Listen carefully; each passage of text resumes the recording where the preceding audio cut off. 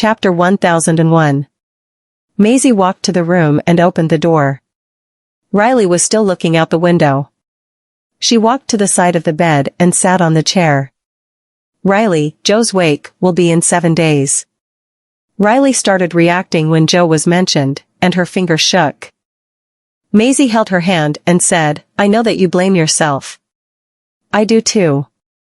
I should have been by your side that day.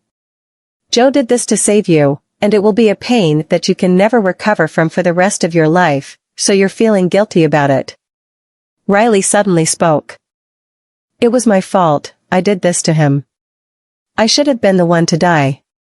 Riley, nobody is at fault. Did he save you so that you'll be sad and suffer for the rest of your life? Riley's tears rolled down her face, then she shook her head. Alright, let's not talk about this. Maisie wiped her tears away. You didn't do anything wrong, and neither did he. He liked you, and even though he used this way to take you away, he still saved you with his life. Some people will sacrifice themselves when they're in love. And sometimes 2 people fall for each other and live happily ever after. But when 3 people are involved, someone has to back out even though it's cruel. Maisie looked up at her. In a dangerous situation. Do you think he regretted when he pushed you out of harm's way? Riley looked around and pressed her lips together. Maisie looked at her. You want to appreciate this friendship, but once it surpassed the level of friendship. You didn't know what to do. But he knew that there was no way to turn back. He never regretted saving you because he let you know how he felt. Riley's lips parted but didn't say anything. Maisie slowly got up. Keep this love of his in your heart. You have a long life ahead of you. He would regret saving you if he saw you living your life feeling sorry for him. Maisie was walking to the door when Riley suddenly said, "The wake," she paused. "Can I go?" Joe's wake was held at the funeral home. Aside from his family members, his old school friends also showed up. The people walked to the casket and placed white roses on top of it.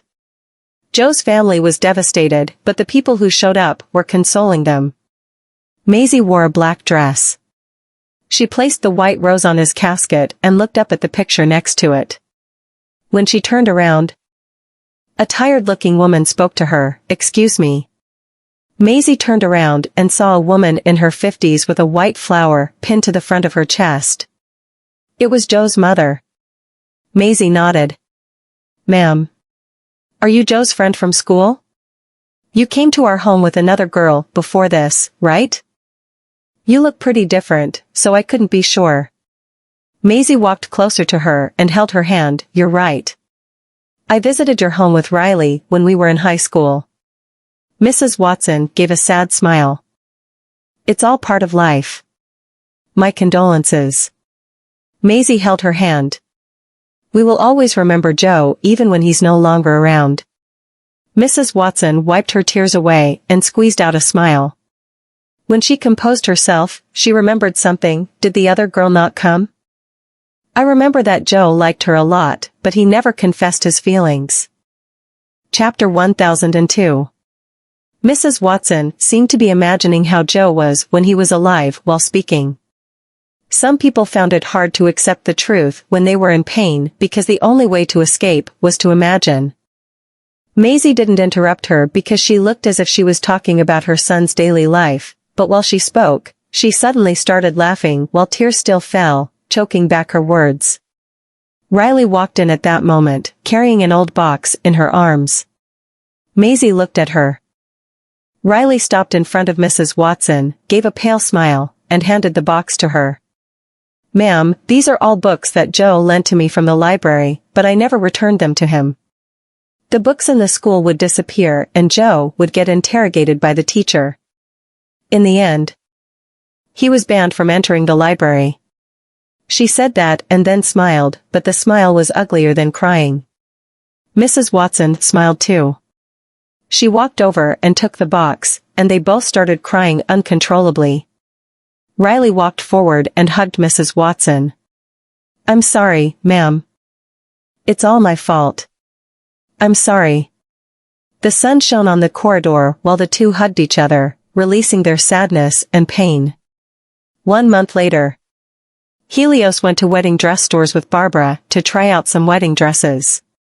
Maisie and Nolan followed along. They booked the entire store. And there were only 4 of them in the huge store. The store manager served them personally, giving the best service. Barbara picked one with a corset, but Maisie looked at it and thought that something was off. "You're pregnant now. So I don't think a corset would be good. But I like how it looks." Barbara was very much in love with the dress she was holding. Maisie thought of something, then walked to the manager and whispered something into her ear. The manager smiled. "Of course. We can." The manager walked toward Barbara. "Mrs. Boucher, we can alter the corset so that it won't hurt the baby." Barbara was surprised when the manager addressed her as Mrs. Boucher because she wasn't used to it, but she handed the dress to the manager with a smile. The 2 men sat waiting outside on the couch. Nolan flipped through a magazine while Helios waited excitedly to see how Barbara looked in a wedding dress. Nolan looked at him nervous, and he spoke from experience. "We'll be here for at least 2 hours. Helios laughed. "You've definitely done this before." Nolan closed the magazine and placed it on the table. Maisie pulled the fitting room curtains apart, and Barbara was there in her favorite dress. The layers of the ball gown were nicely separated and shone like crystals. The corset was altered so it wasn't too tight around the belly. It was just the 2nd month of the pregnancy, so it wasn't noticeable. It still made her look slim. The top was an off-shoulder with chiffon sleeves to make her arms look slim. There was lace at the bottom of the sleeves. Maybe because of the pregnancy, she looked gentler and more elegant. Helios walked toward her and stopped in front of her. Barbara was curious as to why he kept staring. "Does it look funny?" He stared at her. "No, it looks great." Barbara looked down and couldn't help but smile.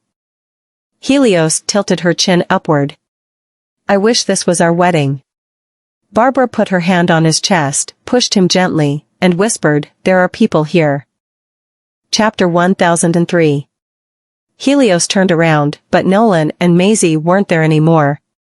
As such, he smiled. "Nobody's here." Barbara burst out laughing. Helios lowered his head and kissed her while she put her arms around him. Under the lighting, they looked like beautiful paintings.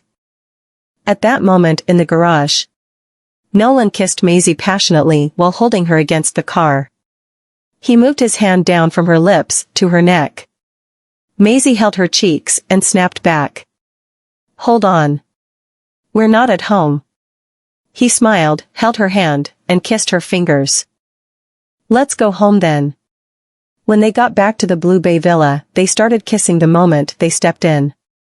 Nolan carried her to the table and let her sit on it.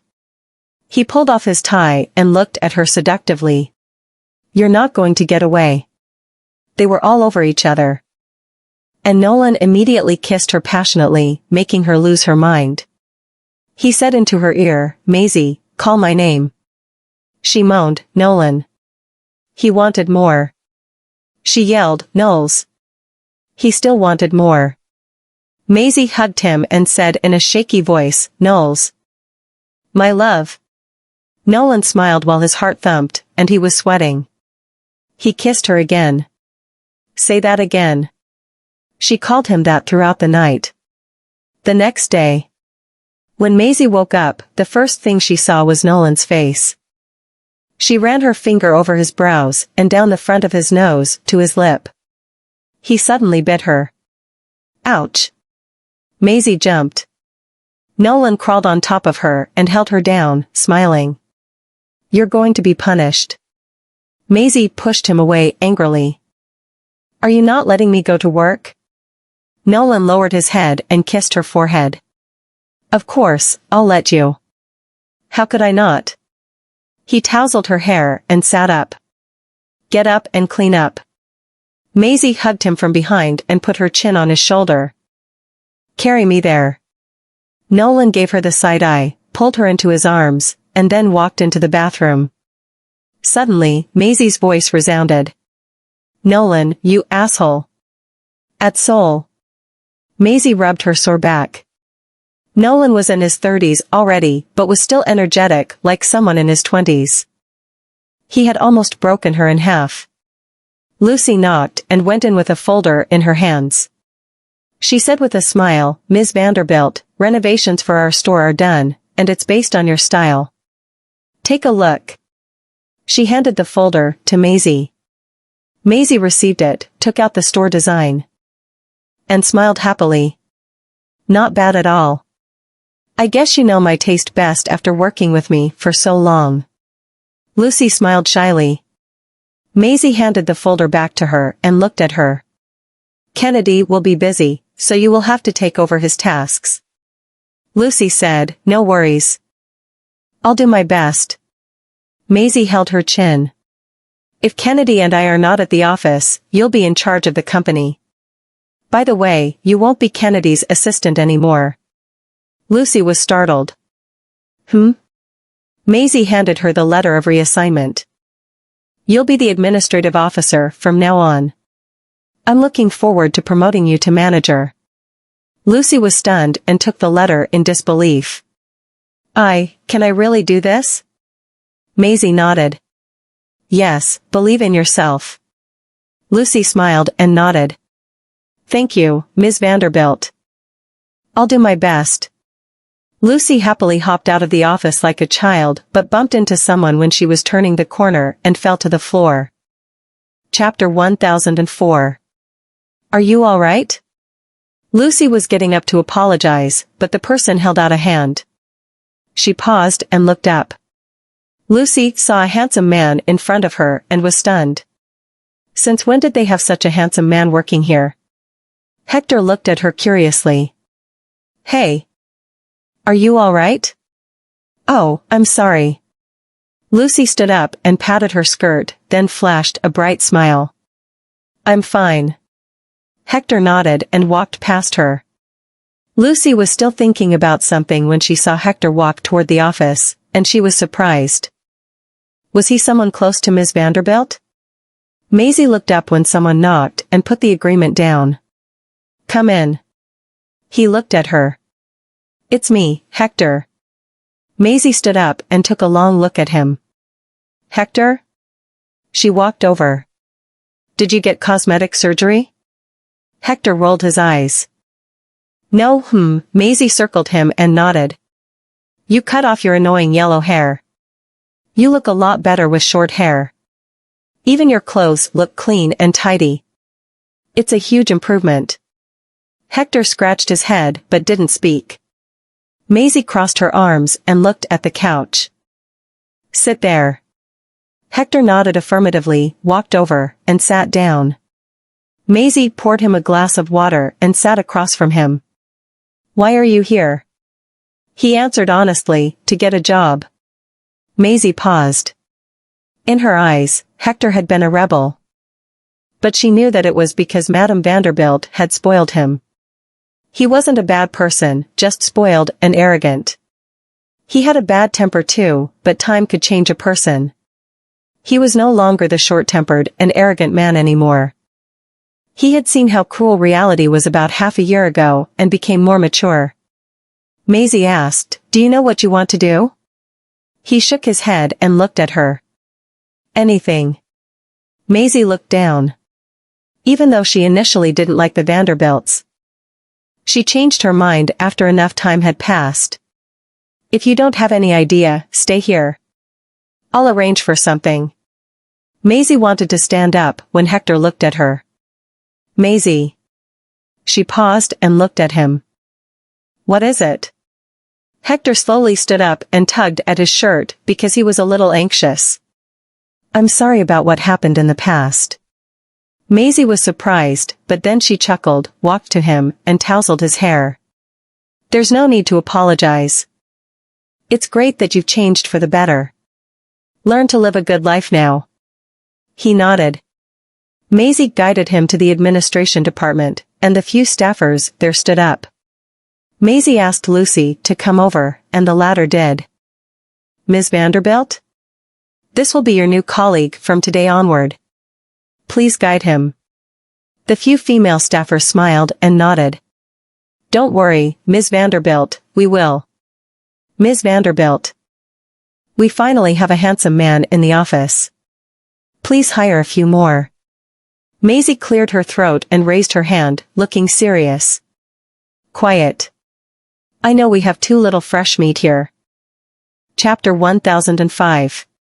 A few female staffers laughed. Maisie looked toward them and smiled while raising her brows. If you perform well, I'll hire a few more handsome men. We love you, Ms. Vanderbilt. Maisie turned and looked at Lucy. Let him be your shadow for a few days. Lucy was surprised. She then took a look at Hector and nodded. Maisie turned around and put her hand on Hector's shoulder. Good luck. When Maisie left, Lucy looked at him and smiled. Let me arrange for a desk for you and bring you around. Okay? Hector nodded. In the afternoon, Maisie and Erwin were having lunch in the restaurant, and she had a video call with her grandfather. Hernandez sat in a wheelchair, his hair a lot whiter than before, and he looked much older. He had lost all feeling in the lower half of his body and couldn't take care of himself, so someone had to help him. Maisie's eyes turned red, but she smiled. How are you, Grandpa? Hernandez smiled and responded. I'm good, don't worry about me. He looked guilty. I'm sorry. I didn't mean to hide things from you. I'm glad that you're alive. Maisie looked down and composed herself. I'll come to visit you when I have time. All right. He assented and then asked, Are the 3 great-grandchildren all grown up yet? Maisie smiled. Yes, they've grown, quite a lot. Waylon is going back to school soon in Staslo. I'll ask him to go visit you. Hernandez smiled, his eyes revealing a few extra wrinkles around them. All right. After the call ended, Erwin put the tablet aside. Are you relieved now? Maisie nodded and smiled, thank you. Uncle Erwin.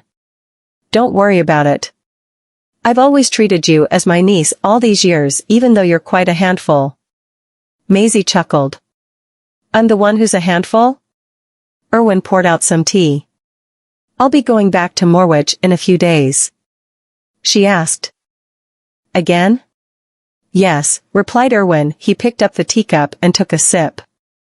I really want to stay and attend your wedding, but I'm afraid I can't. But it's fine, I'll send the gift sticks and I have prepared. Maisie smiled and nodded. At the Goldman mansion. Nolan played chess in his study with his father. Nicholas made a move and asked, What do you plan to do after the wedding? What plan? Nolan countered his move. I plan to put work aside for a bit. Nicholas raised his eyebrows and chuckled.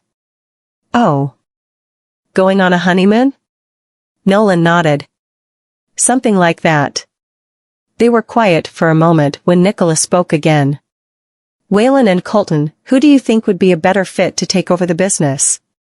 He looked down, and his thin lips moved a little. Colton. Nicholas asked why.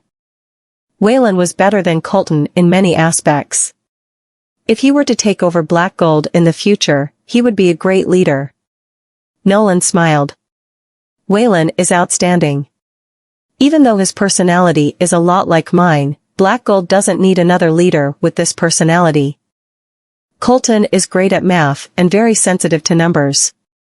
This boy is sleek and savvy, so he would do better in business.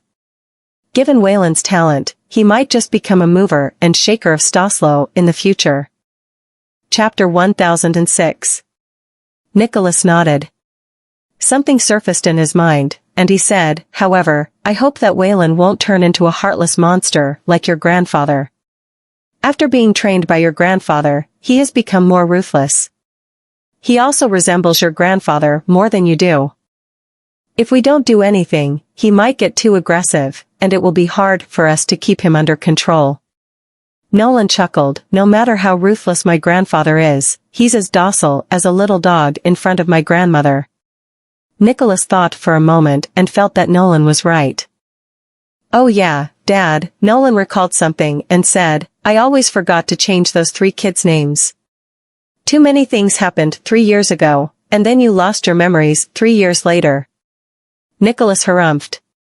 "If you hadn't mentioned it, I would have thought you had forgotten about it." Nolan did not say anything in return. Nicholas cupped his chin with his hand and fell into thought. After a short while, he said, "We don't need to change Daisy's name. After all, Daisy is a good name for a girl. However, we should think of other names for Colton and Waylon."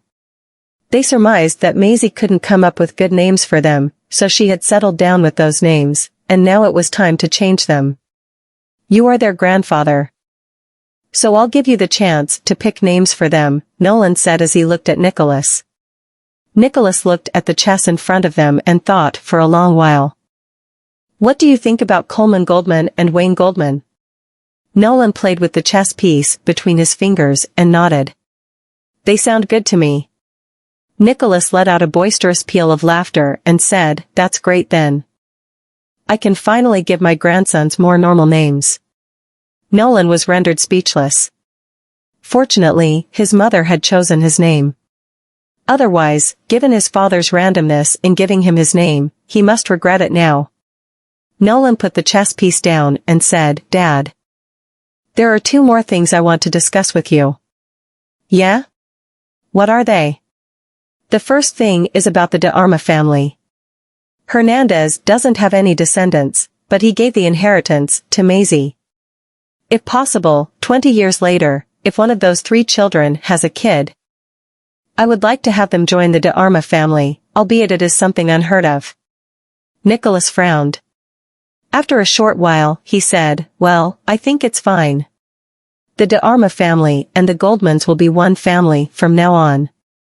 We'll set a precedent. But we'll have to discuss it with the kids in the future." When he asked about the second thing, Nolan replied, "Daisy will take on her mother's surname. At the Blue Bay Villa." "Daisy will take my surname?" After listening to what Nolan said, Maisie, who had just finished putting on the mask, turned her head to look at him and frowned. "You don't like Daisy?" Nolan was caught between laughter and tears. "What are you talking about?" "Daisy is my daughter, and I love her more than anything else." He walked up to Maisie and hugged her from the back. He rested his chin on the top of her head and continued, "The reason I said so is because of you. Colton is going to inherit Black Gold in the future, and my grandfather likes Waylon so much. If possible, I'd also want one of our sons to take on your surname." Maisie chuckled. She turned around and wrapped her arms around his neck. "Then does this not mean that I should thank you instead? For leaving an heir to the Vanderbilts?" Nolan trailed his lips from the corner of her eyes to the tip of her nose. He scooped her up from the floor and asked, "So, how are you going to pay me back?" Hanging on his body, Maisie looked at him and smiled. "I'll offer myself to you, then." He put her on the bed and mounted her on him. "Then I want you to offer the rest of your life to me." Several days later, at Seoul, when Maisie and Kennedy came out of the elevator, they saw that there were twice as many customers in the lobby than usual, and most of them were young female customers. Chapter 1007. Maisie shook her head. "Not that I'm aware of." Both of them walked over and saw Lucy. Kennedy and Maisie squeezed themselves through the crowd and patted her shoulder. Lucy turned her head around and offered them a smile. "Ms. Vanderbilt, look. Our stories are swamped today." Maisie was about to ask what was going on when she looked up and saw Hector personally putting on a necklace for a young female customer before proceeding to introduce the right jewelry to the female customer. Maisie was stunned. Kennedy asked Lucy, "Since when did we hire a new staff member?" Lucy replied, "Ms. Vanderbilt hired him herself." It was only then Maisie came around to her senses. She smiled at Kennedy and asked, "He looks a lot different, right?" "He's Hector."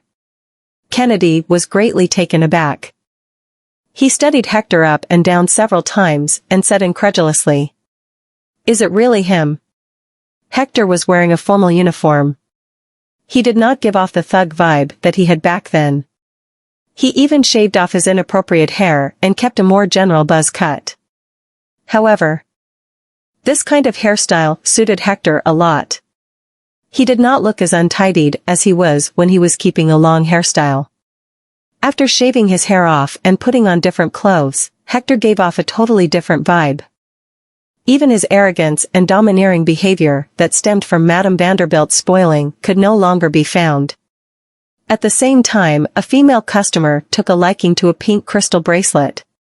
She brought it to him and asked if it looked good on her or not if it were another salesperson. They might praise the customer and cajole them into buying the bracelet for the sake of sales performance. As Maisie wondered what Hector would do, he looked at her for a while and shook his head. "You don't look good in pink." The female customer was stumped. However, Hector soon gave her an explanation. "I'm not someone who's good with words. If you like this bracelet and insist on buying it, I won't stop you either. After all, men and women have different tastes. In my opinion, I think light-colored jewelry is more suitable for you. This pale-colored bracelet, for example. You don't have fair skin, and pink will look better on people with fair skin. Therefore, you should wear a lighter color. However, you still have to see it for yourself. I'll help you to put it on. And you can compare them yourself." After he finished speaking, he put on the pink crystal bracelet on her left hand and then the light-colored bracelet on her right. He then gave her a mirror and let her compare the difference between them herself. Another slightly older female customer beside her chimed in, "He has good taste. I also think that you look better in this bracelet compared to the pink one." The female customer consulted other women behind her. All of them nodded in assent and said, "Yeah. He's got a good taste." In the end, the female customer decided not to buy the pink crystal bracelet. She smiled at him and said, "Thank you so much for your suggestion. I'll take this one then." Hector responded with a smile. "You're welcome." The rest of the female customers were excited as well. "I want him to pick a bracelet for me as well. He's so patient." "Yeah, right? I went to the other jewelry store to buy a bracelet. I don't know what was going on with that salesperson's head. He picked a dark purple bracelet for me, saying that it would make my skin fairer. When I got home, my boyfriend said I looked old in purple. You have no idea how angry I was at that time. I've decided. Whenever I come to sold jewelry in the future, I want him to serve me." Kennedy looked at him and smiled. "Honestly, I think he has good taste too." Chapter 1008. Even Kennedy felt that a light-colored bracelet was more suitable for that female customer. This was because she had a darker skin tone, and wearing pink would make her look dull. However, if she put on a light-colored bracelet, it wouldn't create such a stark contrast with her skin tone. In fact, people with darker skin tones would look better in light colors than in bright colors such as pink, red, and purple. Maisie kept her chin with her hand and fell into thought. She started to look at Hector in a new light. And it seemed to her that he was pretty good at this. 2 hours later, Hector finally completed all his tasks. He returned to the administrative office, and several female employees stared at him fixedly. He did not have a good feeling about this. However, before he could find out why, they all surrounded him and asked him for advice. "You're so good at this. I'm going to ask you first when I'm buying jewelry next time. I hate multiple choice questions the most. I always have a hard time picking the jewelry that suits me the most. So can you help me out? I really can't figure out what color goes well with what skin tone. Can you help me pick one for me?" Hector was rendered speechless. Ahem. Maisie cleared her throat, stunning the group of female employees. They all made way for her and held their heads low in embarrassment. She then looked at Hector and said, "Come to my office." After that, she turned around and left. Hector followed her into her office. Maisie placed several jewelry boxes with various kinds of jewelry on the table. So Hector asked in confusion, "What's this about, cuz?" "I'm going to give you a test," Maisie said. After that, she asked Kennedy to bring Lucy into her office. Lucy did not know what Maisie was doing either, and Maisie gestured to her to sit on the couch. Lucy did as she was told. After that, Maisie turned to Hector and said, "I want you to pick the most suitable piece of jewelry for her." Lucy was stunned. "Pick the most suitable piece of jewelry for me?" She blinked her eyes and was excited. After all, she wanted to know what kind of jewelry Hector would pick for her as well. Hector scanned through the various opulent jewelry placed on the table and then looked at Lucy, who suddenly felt a little embarrassed and nervous. Maisie and Kennedy were standing at the side. She pitched her voice low and asked, "Uncle Kennedy, if it were you, which one would you choose?" Kennedy thought for a while and replied to her in a low voice, "I think I'd pick something that fits her character. For example, if you want to know if a necklace is suitable for you or not, you need to look at a few aspects. Other than your skin color and character, we need to look at the length of your neck as well. For instance, someone with a shorter neck won't look good in a pearl necklace. A pearl necklace will make your neck look cumbersome. And the overall aesthetic sense isn't that great. However, for someone with a longer and slender neck like a swan-like neck, wearing a pearl necklace can enhance their overall appearance. One of the reasons some of the actresses did not look good when they attended dinners or events was that they chose jewelry that did not match their style. Jewelry wasn't only a kind of decoration for beauty. Although many people liked jewelry, one thing they must take note of was that they needed to see if the jewelry was suitable for them or not.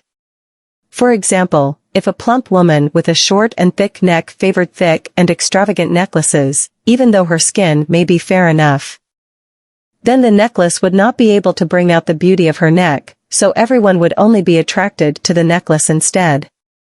It would make her look like a rich redneck. Which begged the question, would people praise that it was a nice necklace or that the plump lady looked good wearing the necklace? The answer would be the first one. However, if the plump lady picked a simple, but similarly extravagant gemstone pendant, it would be a different story. It would also make her look like a rich lady instead of a rich redneck. Therefore, those rich ladies from wealthy families would pick jewelry that matched their styles. On the contrary, the wives of some rednecks who had become rich all of a sudden liked to flaunt their wealth by putting on all sorts of jewelry on them regardless of whether they looked good or suited their styles. Chapter 1009. Maisie chuckled, "As expected of you, Uncle Kennedy. You really know a lot of stuff about those rich ladies." Kennedy smiled in return and said, "After all, I've been in the jewelry industry for so many years, so this is just basic knowledge. Besides, the fashion industry and the jewelry industry are like sisters. They can't be separated. If we didn't set our sights high and if everyone pursued the same thing, the fashion industry would have been a goner." Lucy sat anxiously while waiting for Hector. In the end, Hector picked a pair of stylish tassel earrings. Maisie looked at him and asked, "Can you tell us the reason you picked this pair of earrings?" Lucy was curious as well. Hector thought for a while and said, "She doesn't have a slim face, and if she wants to make her face look slimmer, this pair of tassel earrings is a better option."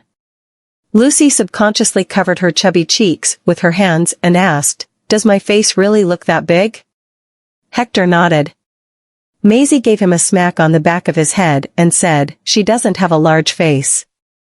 That's a chubby face. If she were your customer, I'm sure she'd smack you."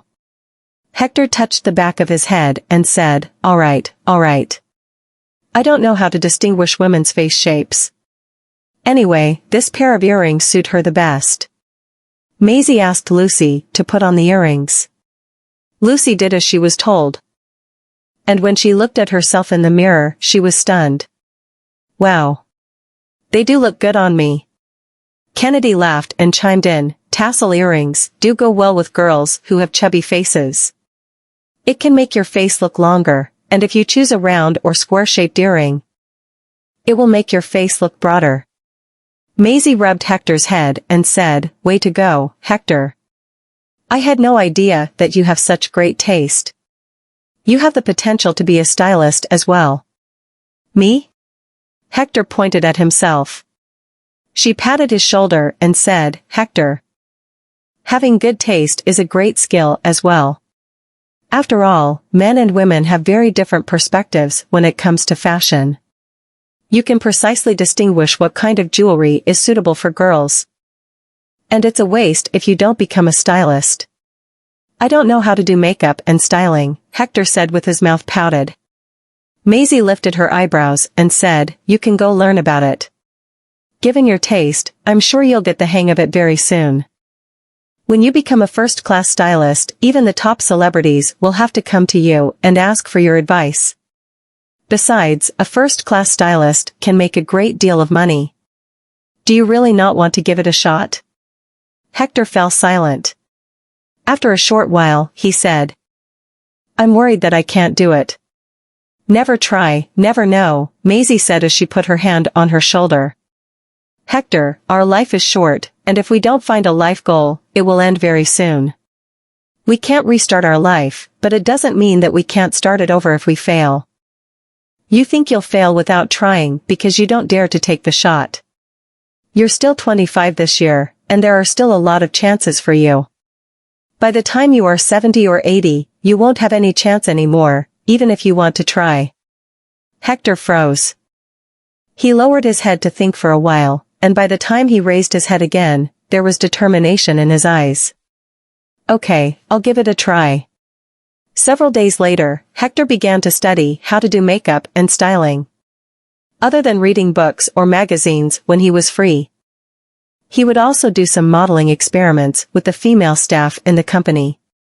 It was rare for their company to have such a handsome young man, so it went without saying that Sol's female staff members were more than willing to help him out.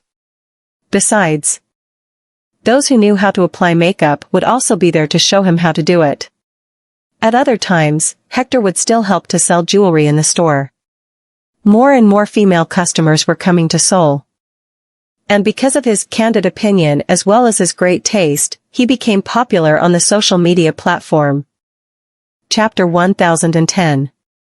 At Black Gold. Quincy was scrolling through the tablet as he reported the findings of his work in front of the desk. Nolan was holding a cup of coffee in front of his lips, but he did not drink it. He tapped his fingers on the desk and was obviously distracted. Quincy lifted his head and asked, "Mr. Goldman?" Nolan looked outside through the window and said, "It seems like a lot of things are going on in Seoul." Quincy chuckled and said, "Isn't that a good thing when more and more people are buying jewelry from Mrs. Goldman's Seoul Jewelry?" Nolan frowned. "Did you know that she just hired a new staff member? I heard that he's quite handsome, and he has gotten quite a lot of attention lately." Quincy was rendered speechless. "Is this what you're concerned about?" Nolan put the cup of coffee down, and the expression on his face was unreadable. "I also heard that she puts a lot of effort into nurturing that little boy." The corner of Quincy's lips twitched. "Isn't it normal?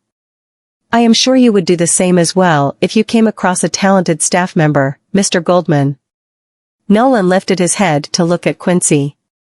His face was dark as he said, "When she's busy training new staff, she doesn't have time for me. She didn't call me either. Am I not attractive to her anymore?"